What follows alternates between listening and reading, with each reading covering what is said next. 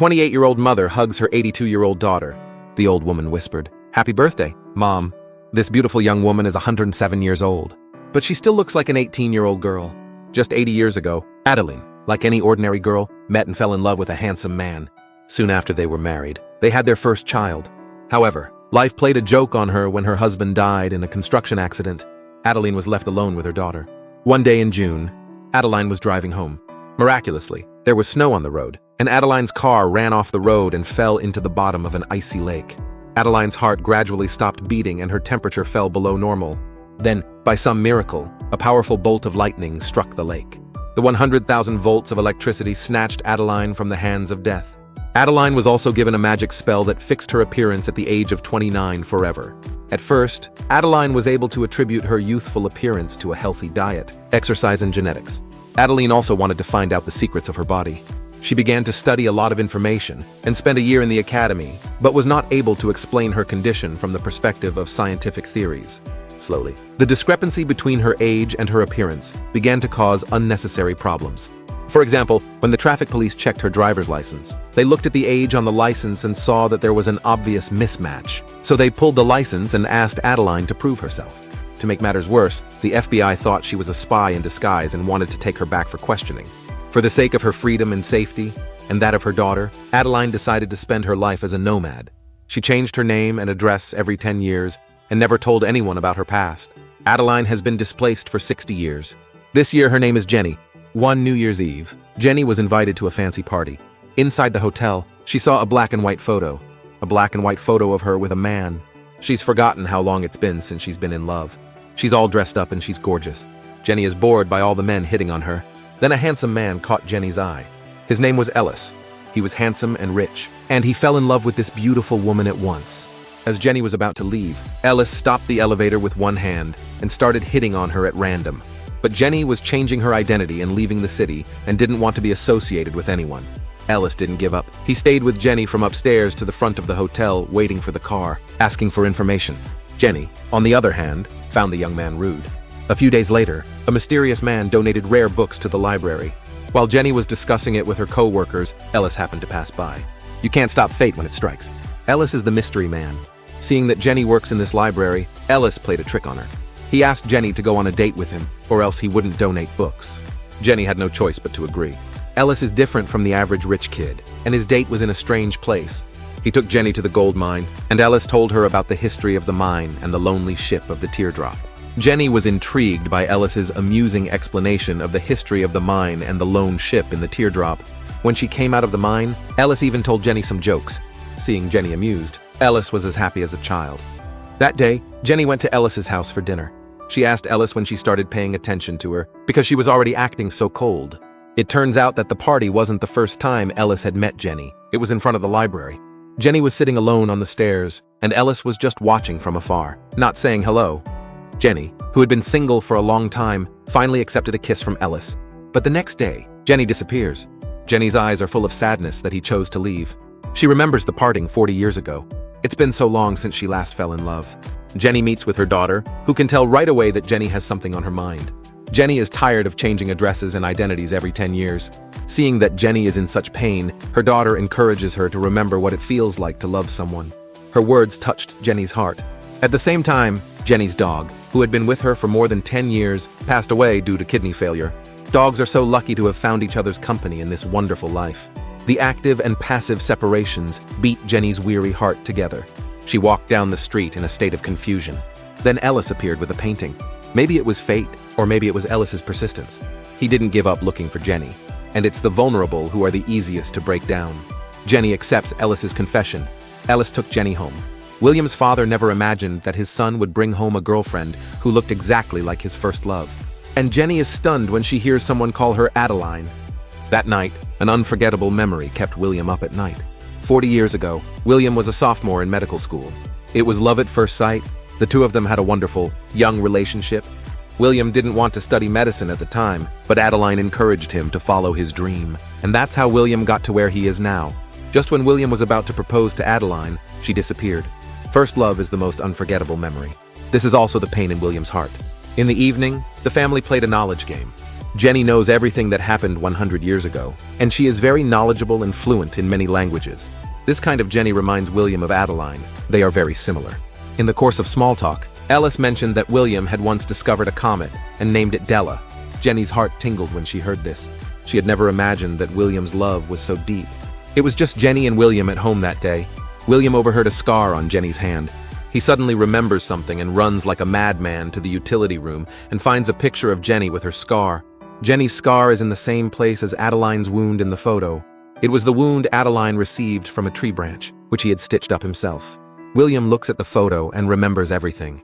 Adaline and Jenny's fluency in foreign languages, their knowledge of astronomy, geography, and history, and the scar on her hand.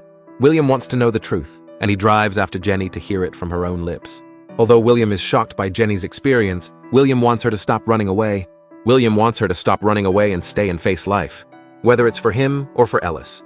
But Jenny, in fear, chooses to run away. When Ellis realizes that Jenny has left, she tries to chase after her. But then William stops Ellis. William gives the key to Ellis, which is William's farewell to Adaline and a relay of Jenny to Ellis. On the way, Jenny's lonely life kept coming back to her. In order not to be arrested for scientific research and not to involve her family, she can only keep changing her identity and address, saying goodbye to her friends again and again, and letting down those who love her. But then she remembers what her elderly daughter said. After a moment's thought on the side of the road, Jenny made up her mind to stay for the sake of those she loved, and those who loved her. That's when a pickup truck crashed into her. It's like 100 years ago, with snowflakes falling. Jenny's heart stopped and her temperature dropped. Ellis arrived and began cardiac resuscitation, but Jenny showed no signs of life. It wasn't until the doctor used a defibrillator that Jenny slowly opened her eyes. The first person she saw was Ellis. At the hospital, Jenny finally revealed her secret. Adaline was able to spend the rest of her life with the man she loved. It's New Year's Eve, and Jenny and Ellis are going to a party. Before leaving the house, Jenny accidentally realized that she had grown a gray hair. Eternal life may be desirable, but who can endure endless loneliness and constant separation? Sometimes the living suffer more than the departed loved ones, don't they? Paul accidentally picked up a photo of a beautiful woman. He didn't realize it saved his life twice. When he put the photo in his pocket, an artillery shell flew in and he was knocked out. When Paul woke up, he was the only survivor in the whole squad. He thought the woman in the photo was a goddess of fortune, so he took the photo and tried to find the owner. But after months, no one claimed it.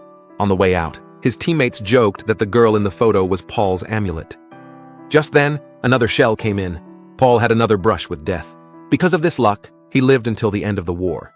Sometimes fate is so magical, as if there is an invisible thread that has already tied the two together. Back home, Paul, suffering from the after effects of the war, was unable to adapt to life as it was now. When his nephew called him to get up, he subconsciously backhandedly locked him up. Life seems to have lost its meaning, as if he's on the edge of darkness. An invisible force is eating him up inside, so he decides to look for the woman in the photo. Through the address he found on the internet, Paul said goodbye to his family and set off on a journey with his dog to find her. He traveled from city to city, crossing more than 2,500 kilometers, and finally arrived near the lighthouse in the photo. After asking around, he found out that the woman's name was Beth and that she ran a pet therapy store. Paul rushed over to the lighthouse. Then a sun-draped woman approached him. Paul's panic at the sight of her sent ripples of fear through his heart. Just as he was about to explain his intentions, Beth mistook him for an interview and casually asked Paul to fill out the information. But when Beth found out he'd come here on foot, she thought she'd met a madman. So she tried to get Grandma to send Paul away. Grandma thought Paul was a smart and capable young man, so she agreed to let him stay and help out at the pet store. For Paul, staying with the goddess was enough. He rented a deserted room in the neighborhood and cleaned it himself. He cleaned it himself and gave it a fresh new look. Early in the morning, he came to the pet store, cleaned the kennel, washed the dog's hair off, and repaired the dusty antique tractor. Grandma was pleased with Paul's behavior, but Beth was wary of him. She couldn't believe that Paul had come all this way for a job as a pet sitter. That day, Grandma arranged for Paul to deliver the keys to Bess's house. When Paul arrived at her house, he saw no one there and tried to play the piano. Bess's son saw him, so in the evening he invited Paul to his home. After the meal, Paul volunteered to wash the pots and pans and played games with the children. As he was leaving, Paul tried to tell Bess why he was here, but Bess said, "We'll talk about it another time." And so, once again, Paul couldn't say anything. He had to keep looking for the right opportunity to say it. The next day, Bess and her grandmother went to visit her brother's grave. When she came back, she couldn't cope with the pain of losing her loved ones and went crazy, smashing things in the yard. Paul saw her and rushed over to comfort her. It turned out that her brother was also a Marine who had been shot and killed in a battle. To add to her grief, rumor had it that he was killed by friendly fire and died a worthless death. After Paul's heartfelt counseling, Beth gradually regained her smile. As the two of them fell in love, Bess's ex-husband seemed to have heard the news. He approached Paul and warned him to stay away from Bess. At the same time, he approached Bess and threatened her with custody of her son. Although divorced, he didn't want to see Bess with a new lover. In the middle of their argument, Paul shows up. He wanted to protect Bess. He wouldn't let anyone hurt her. That's how he got into trouble with the man. Afterwards, Paul threw a concerned greeting to Bess. He just hoped that Bess was okay. These words made Bess feel warm. It was like the afternoon sun was melting her heart. When Paul was about to walk away, she ran out to remind each other of the agreement. At that moment, her grandmother seemed to see through everything, and Bess rushed to explain.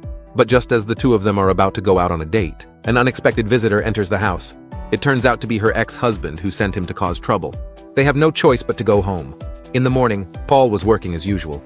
Under the golden sunlight, he looked strong and charming. Bess, who was washing dishes in the kitchen, looked on in amazement.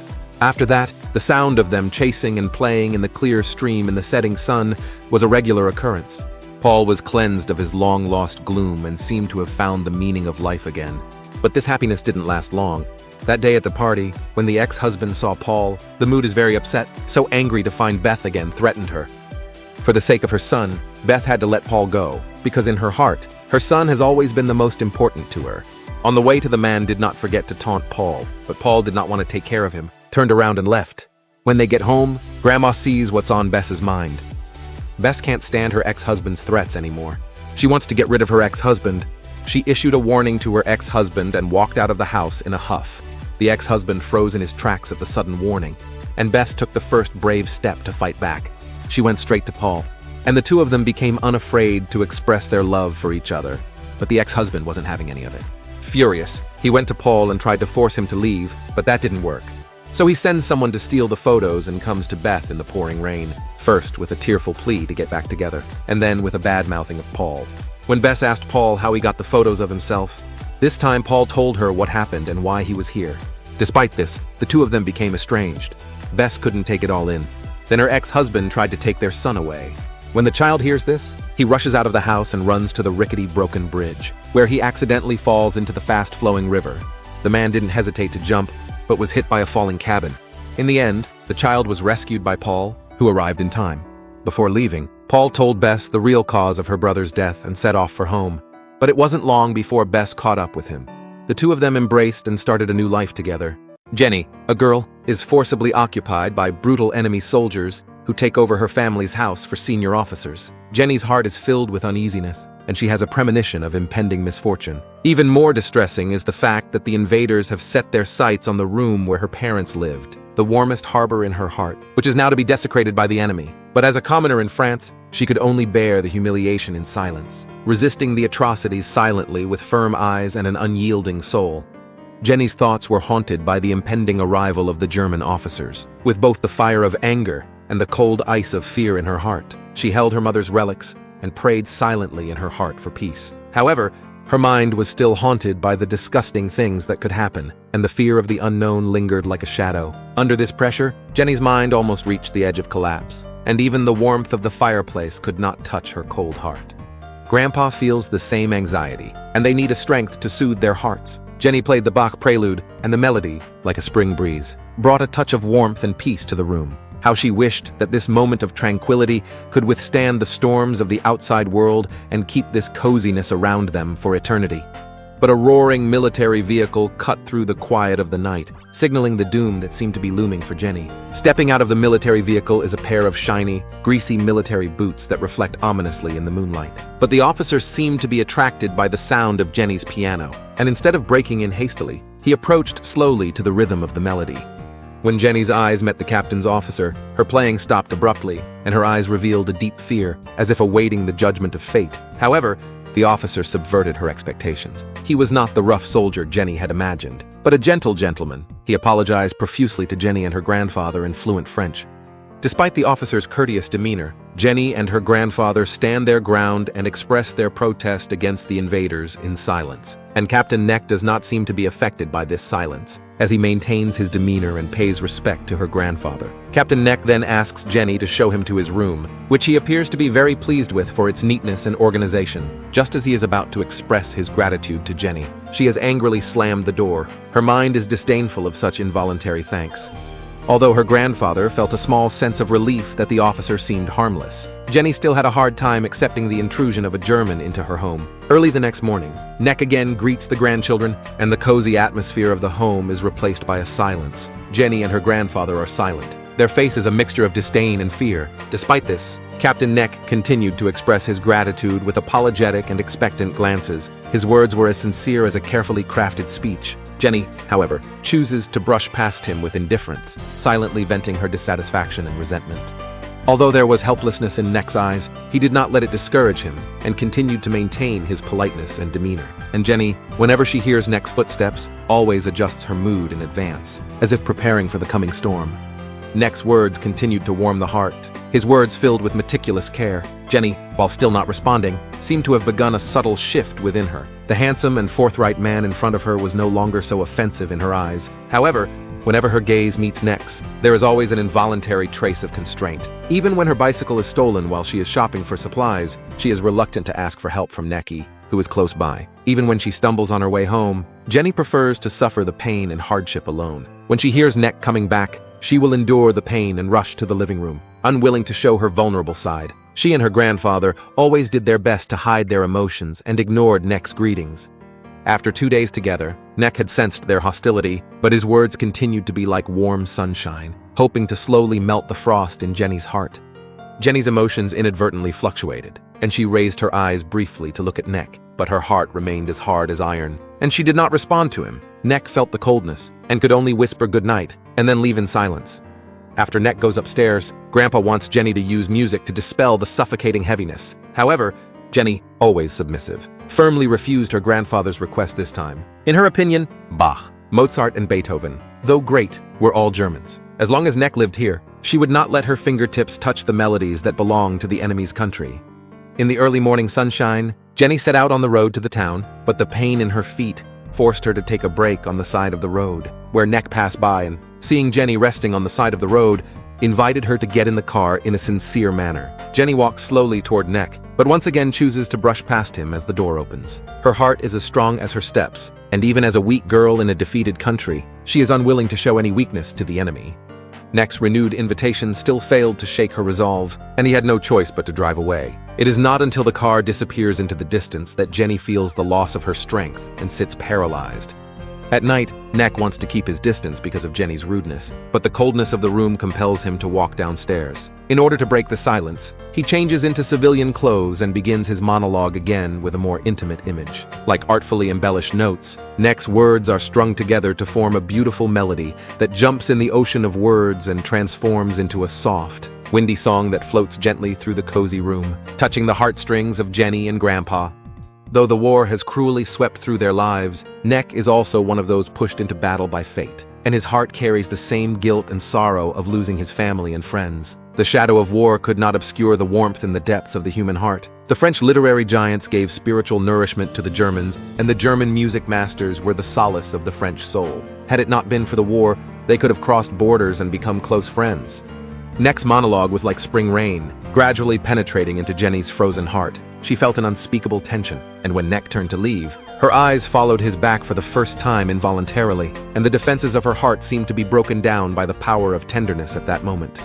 The next day, the quiet of the town is broken by the cries of a neighbor's child, and Neck immediately rushes forward and carefully picks up the child, who he gently comforts while hurrying to take him home. Jenny witnessed all this. She did not expect that this officer, who was ruthless on the battlefield, could show such a tender side to a strange child. Jenny's heart could not help but surge a warm current. The next day, Jenny could not help but ask the child what Neck had said to him while fishing. It was Neck's words that deeply touched Jenny's soul. Sometimes, one's opinion of a person can change completely in the blink of an eye. Jenny's original fear and apprehension of Neck had silently transformed into an unspeakable anticipation. As the night wore on, the lights in the house became hazy. Grandpa felt tired and wanted to rest early. But Jenny was surprisingly willing to break the vow she had made in order to wait for Neck's return. She asked softly, "Is he still awake?" Just then, she heard Neck open the door. She quickly straightened her posture and waited quietly for Neck to walk in, as he always did, and greet her with his gentle voice. Neck then launched into his own heartfelt monologue about how he was grateful to be able to live by the beautiful ocean and feel every bit of peace in this cozy house. His eyes twinkle with love for the sea, but it is not the surge of the waves that he loves, but the peace and depth that lies beneath them. The mystery and vastness of the sea is like a book that is difficult to decipher, confusing at first, but mesmerizing when one really understands its deeper meaning. And Neck gazes at Jenny with affection as he pours out these philosophical phrases. Jenny, on the other hand, avoids her gaze in nervousness, but unconsciously peeks at Neck's face. In this tense moment, Neck's words suddenly flowed into a deep confession that made Jenny's heart flutter. Neck's words may have crossed some kind of line, and he hurriedly got up with a hint of apology and embarrassment to say goodbye. The sound of Neck's footsteps gradually walked away, and Jenny's eyes glittered with tears. She was deeply touched by those affectionate words, which were like the warm sun in winter, warming her frozen heart and instantly disintegrating her hard shell. Her heartbeat accelerated like a deer in headlights, and her breathing became rapid and deep. Since then, as if attracted by the magic of love, Jenny began to pay more attention to her appearance and grooming. On Christmas Day, she put on a new hairstyle, wore an elegant long black dress, and prepared a sumptuous dinner. The loathing and hatred for Neck had invariably turned into deep anticipation. Upon hearing Neck's return, Jenny nervously grabbed her napkin cloth as if it were a shield for her emotions at the moment. Yet she unconsciously loosened her grip when he explained that he had only come back to change his clothes and would be returning to the barracks for the banquet. Jenny's insides were already rippling, but she still tried to maintain an outward calm, fearing that her inner world would be spied on by Neck. A friend invited them to the town party, but Jenny decided to stay home alone. Her thoughts have been completely occupied by Neck, and she no longer cares about the hustle and bustle of the outside world. She leans quietly against the fireplace, trying to make sense of her tumultuous emotions. Neck walks slowly toward Jenny before leaving, his movements revealing a hesitancy that longs for proximity, but fears disrupting the status quo. In the end, he only touches her backrest gently, and complex emotions well up inside Jenny, but she is too shy to express them, so she can only listen to his words in silence. Neck slowly approached the piano, his ears echoing the Bach prelude that Jenny had played that day, which was also his favorite melody. The urge to share this favorite with him welled up in Jenny's heart, but she couldn't say anything until the melodious sound of the piano filled the room again. Neck's hands danced skillfully on the keys, and each note felt like it was tugging at Jenny's heartstrings, leaving her with a deep sense of shock. The melody was like a warm spring that flowed into every corner of her heart. As the music ebbed and flowed, the icebergs in her heart began to melt, sinking with the river into the deep sea that Neck yearned for. As the last few notes of the music echoed through the air, Neck slowly stood up, his eyes falling on Jenny's back. He slowly approached, mesmerized by the scent of her mesmerizing hair and her icy skin. Just moments before he was about to touch her, however, he gripped the backrest again, the uncertainty in his mind stopping him. He softly wished Jenny a Merry Christmas and hurried away. As Neck's footsteps drifted away, Jenny finally relaxed her taut nerves, but was then replaced by a sense of emptiness. She quietly opened the door to Neck's room and picked up her scarf, inhaling deeply the residual warmth she had left behind. She couldn't help but rummage through her hometown, lying in her bed, soaking in her scent, confused as to when she'd fallen into this thorny affair. She was the invader, abhorred by her countrymen, and with the passage of time, the roar of the window roused her from her musings. With her hands full, she gathers her letters and hurries away, not realizing that a gust of door wind has blown them off. Neck went upstairs and seemed to sense the scent Jenny had left behind, and instinctively tried to open the door to his room, but hesitated at the last moment. Jenny is too nervous to breathe behind the door, afraid of being discovered by Neck. But when Neck walks into the room and sees the letter on the floor, he seems to immediately feel Jenny's heart, and can't help but feel an uncontrollable wave of emotion in his heart. The next day, Neck appears in front of Jenny with a sense of urgency, her eyes glittering with the longing for yesterday's emotions. Jenny's heart was first shocked and then hesitant in the face of Neck's appearance. She understands Neck's heart, but the cruelty of war and the bondage of faith are like an insurmountable chasm, separating the love in their hearts. Unable to cross this fateful barrier, Jenny kept her head down, not daring to look directly into Neck's affectionate eyes, only to accidentally spill the basket in the midst of her inner struggle. Their hands never get along under the trick of fate, and they can only exchange that brief but profound emotion in the moment when their eyes cross. Neck looked at Jenny's back, gradually moving away. The emotion in his heart is like a suppressed volcano, full of endless adoration. But he can only see her off without words. As night falls, Jenny accidentally discovers a shocking secret. She saw a figure that silently and completely planted a bomb in Neck's. Tension fills Jenny's heart as she desperately wants to tell Neck of this deadly danger. But the moment her hand is about to touch the doorknob, her heart begins to struggle. On one side was a deep hatred for the invaders, and on the other was a growing emotion for the one that was growing by the day. Jenny struggled with endless tangles and agonies, and she didn't know how to make the right choice.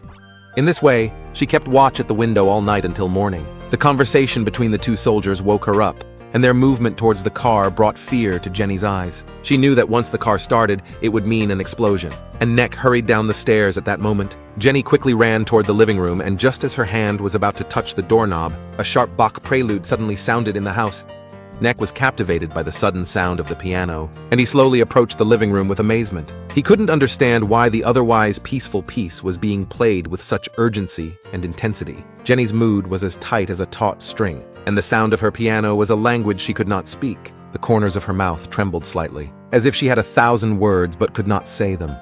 At that very moment, there was a violent explosion outside the window. Neck instantly woke up. He realized everything. The fear and tension in Jenny's heart finally dissipated. When Neck rushed out to check, her comrade was already dying in a pool of blood, and the car had become a pile of rubble. Neck stares at it all and feels deeply that it was Jenny who pulled him back from the brink of death. However, an investigation reveals the shocking truth that it was her neighbors who planted the bomb. Resentful of the German victory on French soil, they had joined the civil disobedience. Jenny takes in their children and bravely participates in a protest to free her neighbors. In the crowd of protesters, Neck sees Jenny at once, and his bravery and justice make him feel powerless. Though he is a captain, his power seems insignificant in this complex situation. However, the playfulness of fate often comes out of nowhere. That night, Neck walks into the room as usual, but with a suitcase in his hand. It was Luffy, and upon hearing the news of Neck's impending departure, Jenny's face was instantly twisted with pain. All those unspoken, heartfelt confessions could now only be replaced by a merciless parting. As a soldier, Neck carries the burden of obedience on his shoulders. The tail end of the German-French battlefield was at an end, and he was being transferred to the distant Russian front, which he would have to leave for tonight. His eyes were as deep as the sea, filled with endless reluctance and hopelessness. In this time of war, he must bury his personal feelings deep in his heart. Jenny, faced with this sudden farewell, had long since blurred her eyes with tears. Her love has been silently hidden in the bottom of her heart, like the dark currents raging in the sea, but not seeing the light of day. Nonetheless, her emotions were finally uncontrollable, and her thoughts turned into silent streams of tears. However, in the midst of this grief, she still heard the words that pierced her heart. The sound of shattered feelings echoed in Jenny's head like a hammer blow to her heart. Neck's goodbye echoed in the air as he defiantly pushed the door open and stumbled towards the departing vehicle. He didn't want to leave it like that, and the urge to embrace Neck and pour out her thoughts and love to him welled up in his heart. But in the face of the cruelty of war, a simple embrace was out of reach. He could only hold back the grief and reluctance in his heart, with tears welling up in his eyes, which eventually turned into a simple but sad farewell. Those were her first and last words to Neck. There were no more words between them, but the fire inside them was burning out the last of the warmth, and Neck got into the car with determination, afraid that any more time would add to the pain of parting. As the car drove slowly into the unknown darkness, Jenny turned her back, afraid to witness Neck's departure, until he disappeared at the end of the night. Her heart was as consumed by the darkness, unable to shake the pain.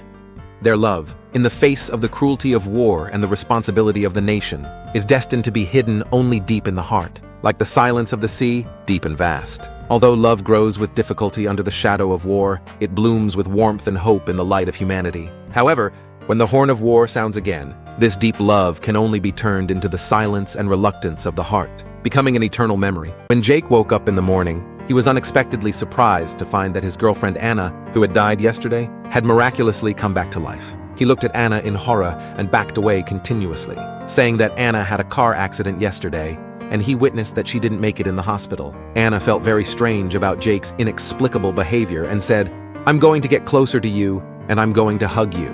It wasn't until Jake felt Anna's real body temperature that he seemed to be pulled back to reality. Jake tried to explain what happened yesterday to Anna, but it seemed that he couldn't prove it, so he had to explain that he might have had a dream. Time seemed to go back to yesterday. When Anna went to make breakfast as usual, Jake suddenly remembered that his hand was burned yesterday, so he hurriedly rushed into the kitchen to remind Anna. But this time, Anna wrapped a towel around the handle of the pot, but not long after, Her hand was burned by a hairpin again. Jake stood in a daze in horror, and he felt that what happened yesterday would appear in other ways.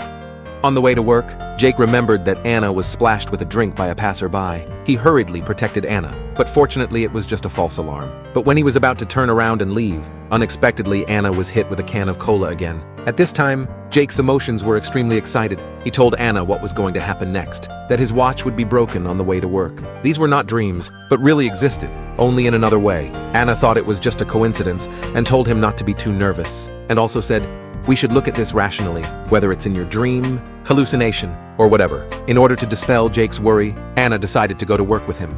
When arriving downstairs at the company, Jake looked at his watch again and it was intact. He was relieved at last. Maybe he was really too nervous, because he forgot about Anna's participation in the concert yesterday, which led to a fierce argument between the two. This time he took the initiative to mention it, and promised that he would be on time. Only then did Anna happily go to the venue. When Jake was resting and entertaining with his colleagues halfway, he remembered that a colleague broke a cup yesterday. Just as he caught the flying white ball casually, Jake suddenly realized that he could change the order of events to protect Anna. When he got in a car to go to the concert, he found that the driver sitting inside was actually the driver from yesterday. Jake eagerly asked the driver how to avoid the car accident. When Jake got to the station and was about to pay the fare, the driver said it had been paid yesterday and told him that the time left for him was running out. Jake got out of the car and started running crazy, frantically looking for Anna all over the street, looking everywhere Anna might go. Just when his emotions were about to collapse, Jake suddenly thought of a place, and sure enough, he found Anna in Anna's best friend's shop. In order to avoid the tragedy that would happen next, he would take Anna away from this city, and at the same time, it could also fulfill Anna's wish to go out and relax. After Anna bought the ticket immediately, the two embarked on a journey to another place. What moved Jake was that the place Anna always wanted to go was actually his hometown. They crossed mountains and came to the place where Jake's parents once lived. Here, he told Anna about his father's past. Although the person had passed away, in his heart, his father would always be his hero. Anna was very moved after hearing this. After in-depth communication, the relationship between the two was strengthened even more. At this time, Jake saw the watch suddenly break, and then he realized that no matter what he did, he still couldn't change the established facts. So he asked Anna, "If you only have one day left, what would you do?" And Anna said without hesitation, "Just be together like now, just like spending it with you." "Really? Of course." Jake burst into tears. It turned out that in Anna's heart, he was so important. Seeing that the time for Anna to hold the concert was getting closer and closer, Jake didn't want Anna to go back at first. But when he learned that it was after Anna had painstakingly prepared for 3 years for Anna's ideal, Jake resolutely took Anna back home. He secretly took the music score that Anna wrote to himself, ran to the print shop and copied dozens of copies, and then distributed them to everyone in the venue, and carefully prepared a bouquet of flowers for Anna. After the performance ended smoothly, Jake walked onto the stage. He expressed his love to Anna and encouraged Anna to bravely show her talent. Anna went from being shy at the beginning to getting into the state gradually, and finally reached the state of ecstasy. After the performance ended, there was a burst of warm applause from the audience, and she successfully took her first step.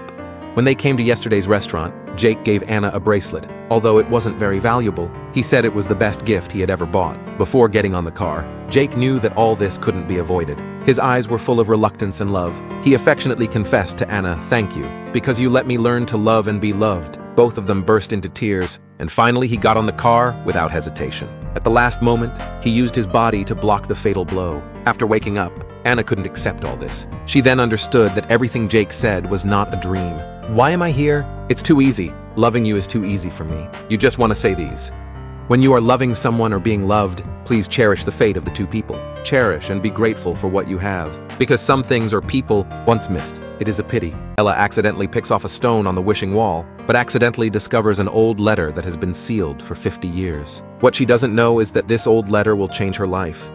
In Verona, a city full of romance, there is a mysterious legend that has been passed down for a long time, attracting countless people to explore. It is said that by gently touching the bronze statue of Juliet, you will be led to find the true love of your life. Juliet's former residence is the world's eyes of love. People will not only touch the bronze statue, but also believe that in the wishing wall to leave their own emotional questions. Juliet's soul will be written back for you to answer.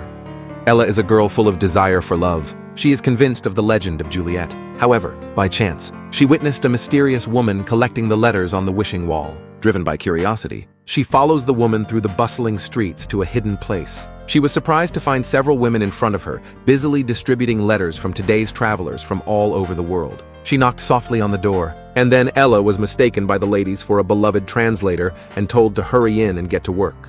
As it turned out, the replies did not come from Juliet, but from a group of ladies known respectfully as Juliet's secretaries. They have a clear division of labor, some answering the confusion in marriage, some soothing the heart of lost love, and an experienced elder sister, who can always answer all kinds of emotional problems perfectly with wisdom and experience.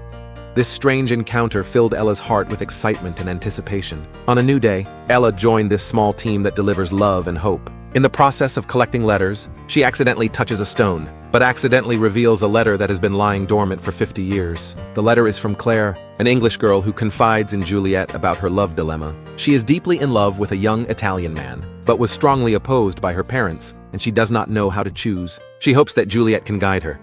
Faced with this letter from half a century ago, the four Juliets share the view that the passage of time may have changed everything. They feel that Claire, who wrote the letter, may have already found her answer, and that answering the letter seems to have lost its meaning. However, Ella holds a different view, believing that no matter how much time passes, true love always deserves to be answered.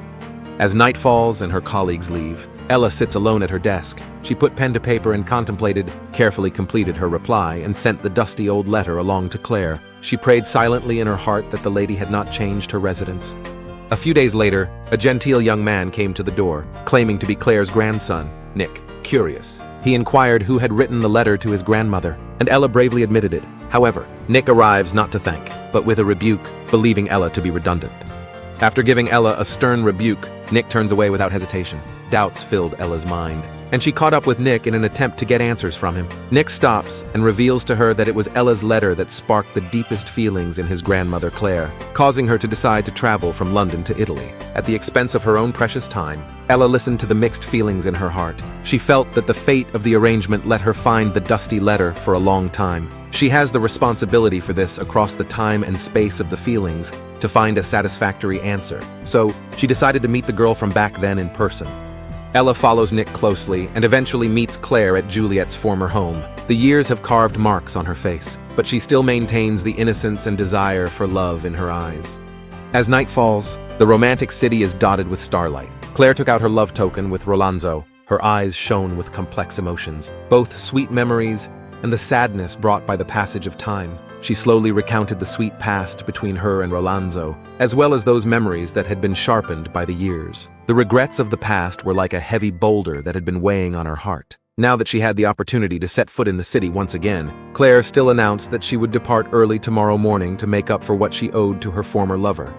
Time can change the face, but it cannot erase the obsession in the heart, and Ella is deeply moved by this persistent love across time. At the end of the dinner, she catches up with Claire and asks if she can accompany her to witness this journey of love that spans 50 years.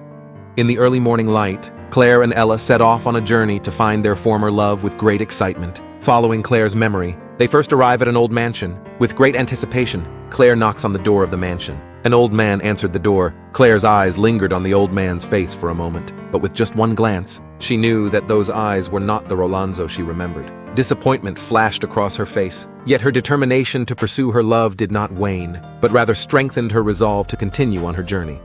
After some meticulous research, Ella is surprised to find that there are over 70 men in the city named Rolanzo. Fortunately, Claire is convinced that the one she is looking for has been living in the quiet countryside. Ella narrows down the search by elimination. The three of them continue on their journey, following address clues. In the street, they meet a lively and jovial Rolanzo who is playing chess, but Claire soon determines that he is not the one she has in mind. They then find another Rolanzo at the docks, who is busy striking up a conversation, and is clearly not the one Claire remembers either. Next, they drive to a magnificent castle based on a clue. Even though it's very different from the information they have, they decide to go in and find out what's going on. The owner of the castle, Rolanzo, is elegant and courteous, and is smitten with Claire. He even hoped that Claire would stay and become the mistress of the castle, but Claire politely declined his invitation. The day's search slowly comes to an end as the rays of the setting sun fill the sky. At dinner, in an effort to ease the tension between her grandson Nick and Ella, Grandma suggests that Nick share some of his experiences of being involved in charitable activities at his law firm. Ella listened to Nick's account with a look of disbelief on her face. She never imagined that this man, who seemed a bit arrogant when they first met, would be committed to upholding justice and charity. Realizing that he needed to redeem his crumbling image in Ella's mind, Nick sincerely apologized to Ella before leaving, admitting that he had been presumptuous and inappropriate earlier. As Nick accompanies Ella back to her room, he chooses to reveal his heart to Ella. What he did before was out of concern and protection for his grandmother, and he objected to the love-seeking journey because he was afraid that she would be hurt by the possible loss. Whether it was forgotten or that person had passed away, it would cause Grandma to fall back into a deep sadness. Nick felt that sometimes letting the past remain silent could be the best protection for Grandma. As the warm rays of the sunrise flooded the land, the trio arrived at a peaceful nursing home where they hoped to find the Rolanzo Claire had in mind. Claire is full of anticipation and enthusiastically introduces herself to the elderly people in the home. But when the old man, Rolanzo, removes his sunglasses, Claire's eyes show her disappointment. Obviously, this old man is not the one she has been haunting for so long. Their search had to continue, and the shadow of failure began to hang over Claire's heart, filled with loss. Ella noticed Claire's mood and comforted her gently. Although hope remained, it was hard to hide the confusion on everyone's faces. Night fell, and a full moon hung in the starry sky. Ella sat at the window, translating the energy of the day into words. And Nick came to her room at this time, having taken a keen interest in Ella's manuscript. At some point, this interest went beyond mere curiosity, and he expressed a desire to read it ahead of time. But Ella unceremoniously shooed him out of the room.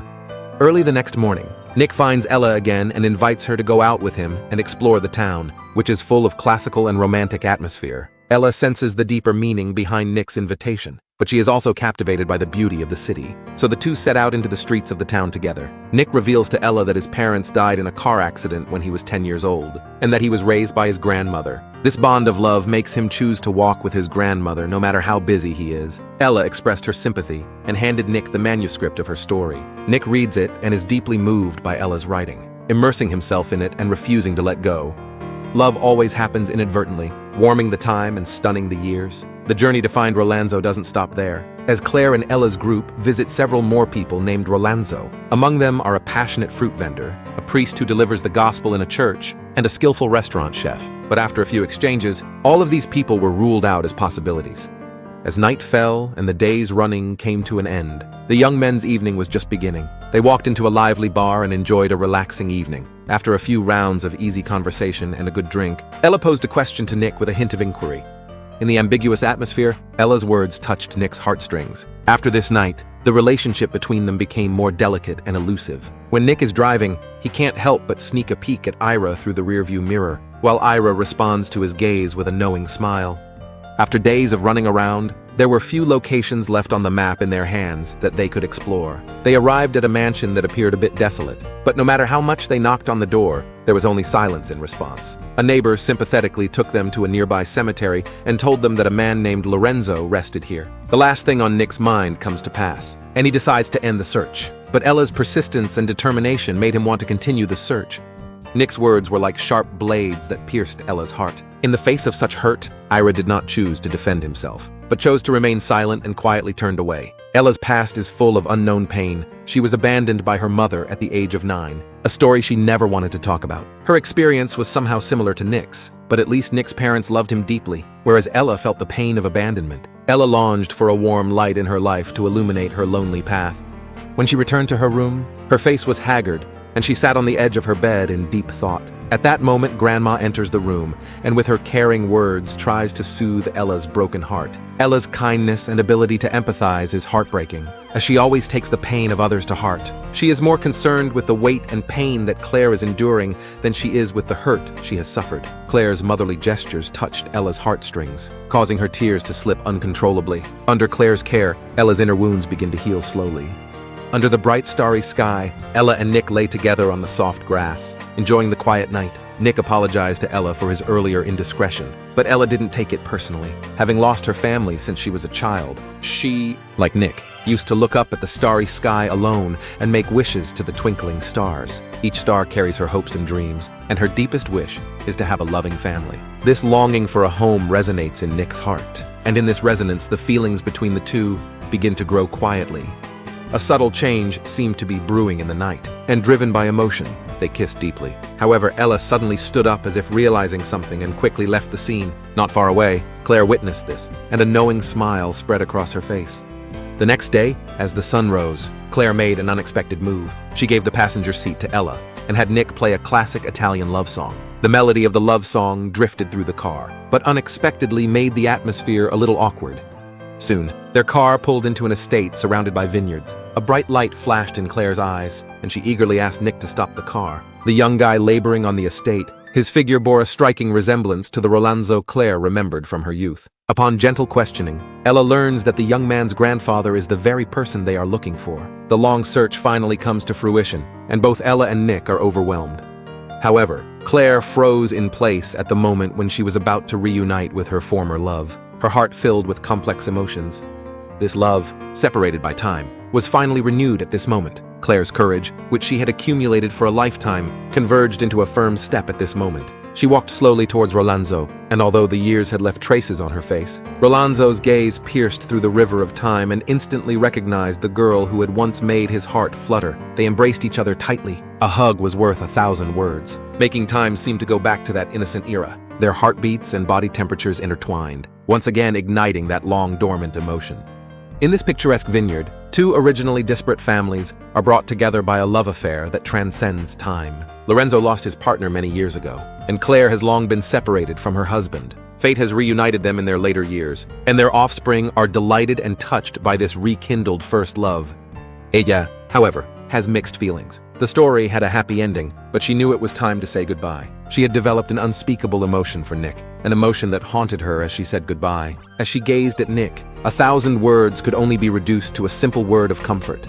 Nick watched Ella leave, feeling an unspeakable loss inside. Claire could feel the tangle in her grandson's heart and persuaded him to trust his heart and not be brave enough like he was in the beginning. Encouraged by his grandmother, Nick decides to follow his heart. He drives fast and tries to catch up with Ella's footsteps, following Ella's route all the way to the city. Instead, when he arrives, he unexpectedly witnesses Ella embracing another man. The scene makes Nick understand the hesitations and concerns Ella has been having, and that Ella has made a promise of marriage. Nick's heart filled with loss, and he left glumly. Ella looked at Nick's figure as he drove away, mixed emotions welling up in her heart. But her and Nick's story did not end there. After returning to New York, Ella wrote a book about the experience and managed to get it published. The editor-in-chief had high hopes for the story's finale, but Ella was never able to finish the story because of her emotional turmoil. With the book, Ella officially becomes a writer, and she excitedly tries to share the news with her boyfriend. But his response is surprisingly cold. The trip to Italy is supposed to be their pre-wedding trip, but there is a disagreement between the two of them. The boyfriend even shows a sense of relief when Ella needs to be delayed for Claire's business. Ella felt helpless that perhaps there was no more reason for her and her boyfriend to continue their relationship. On this day, Ella receives a special invitation from Claire and Lorenzo, who cordially invite her to their wedding. The invitation was accompanied by an old letter from 50 years ago. Looking at the letter and the image of the old man in front of her, the power of these emotions drives Ella to make an important decision.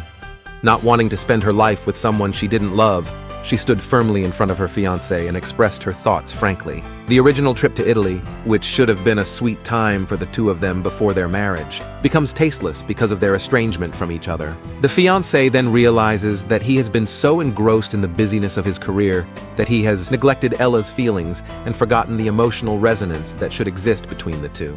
He realizes that the seeds of the breakup were planted without his knowledge, and now it's too late to undo it. With a new awakening, Ella embarks on another journey to Italy. She attends Claire and Lorenzo's wedding in full regalia, ready to embrace a new beginning with an open mind. When she sees Nick again, Ella has shed all her mental burdens, and her eyes shine with anticipation and confidence for the future.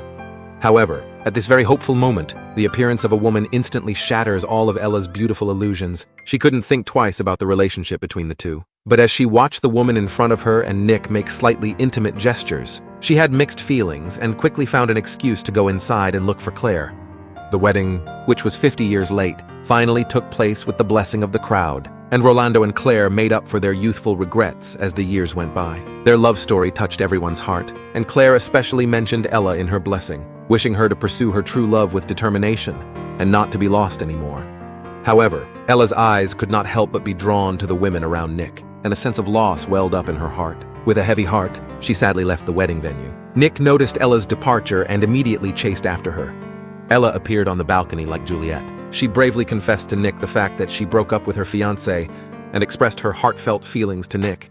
After hearing Ella's heartfelt words, Nick instantly realized his previous misunderstanding. Without the slightest hesitation, he quickly climbed up the vines of the balcony, eager to explain the truth to Ira. He had told Ella that if he did meet the one he was destined to be with, he would not repeat Romeo's mistake of letting love slip through his fingers, but would instead grasp it tightly without hesitation. Ella felt a pang of panic as she rushed to Nick, who was lying on the ground. Nick didn't seem to be hurt, still maintaining his trademark sense of humor and making witty remarks that made people laugh. The scene instantly turned the tension in Ella's heart into tenderness, and she could no longer hide her feelings for him. Ella leaned in and kissed Nick, the man she had always loved deep down inside. Love is like the sunset in Verona. No matter how many storms it goes through, it will eventually blossom into the most beautiful light. The plot of the movie has come to an end. No matter how time passes, true love is always worth pursuing and cherishing. Through the experiences of the characters in the story, we realize that the power of true love can transcend time and space, connecting the past and the present so that everyone can find their own place in the story of love. A couple has been walking hand in hand for 29 years. What should have been an enviable love, yet the story has just begun. When Lucy eagerly mentioned the upcoming wedding anniversary, Jack seemed indifferent. She tried to hint subtly, but was met with Jack's cold response. A hint of disappointment welled up in Lucy's heart, and she asked Jack for his thoughts. Jack pretended to be confused, seemingly not understanding the meaning. Lucy suppressed her anger and proposed to go out for dinner to celebrate. Jack only casually agreed. This made it difficult for Lucy to hide her inner anger. What Lucy deep down expected was nothing but her husband's sincere concern and attention. This was ultimately a longing for emotional security. However, from the full of anticipation at the beginning, to the gradually suppressed forbearance, and then to the eventual uncontrollable anger, Jack seemed to be immersed in his own world, not even giving a responding look. Lucy was not willing to give up like this. She forced Jack to look at her, wanting to find some comfort from those familiar eyes. But at that moment, she felt the distance between them seemed to become so far away. In order to break this cold silence, she forced Jack to lose his true feelings, because she knew that only sincere communication could resolve this Cold War. Unfortunately, Jack became even more angry under the pressure. Even after being slapped by Lucy, he still chose to remain silent. He silently retreated to his own room. Lucy, with nowhere to vent, angrily overturned the dining table in a fit of rage. However, when the anger subsided, this little quarrel just passed away, because her love for Jack remained the same as before. But what she didn't expect was that when she went to the church as usual the next day, Jack had already made a major decision. Jack confessed his state of mind to his son. He had already fallen in love with someone else, and was just waiting for Lucy to return to tell her all this, and then leave this once home. Lucy returned from the church, with a heart full of anticipation and apology, tightly hugging Jack and apologizing for last night's loss of control. She promised to cherish each other more in the future, and not quarrel over small things anymore. But Jack's response gave her a bolt from the blue. He proposed to break up and said he was about to leave. Lucy couldn't believe it. She thought this was just a joke. After all, how could the relationship that had lasted for 30 years just end like this? Until Jack mentioned a name, a woman he had been secretly dating for a year.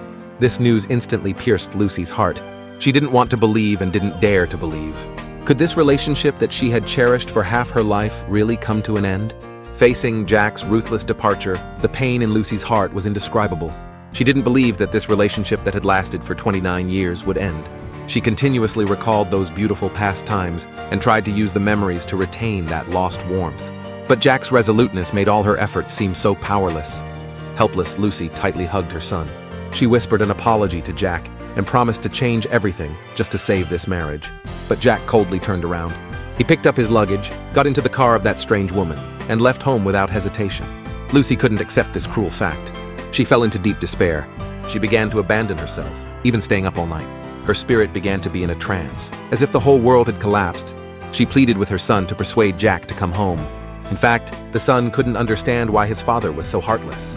He tried to persuade his father to give his mother a chance, but Jack firmly said that he could make any compensation, but would never see Lucy again, and would never return to that home.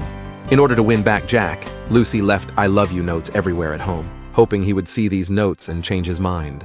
She sat at the door every day, not daring to leave a step, looking forward to that familiar figure reappearing. However, what she waited for was a divorce agreement. Lucy firmly demanded to meet Jack before agreeing to sign. She couldn't accept such a cold farewell, but the lawyer told her that this agreement was already the best choice for her, because Jack left all the most valuable things in the home to her.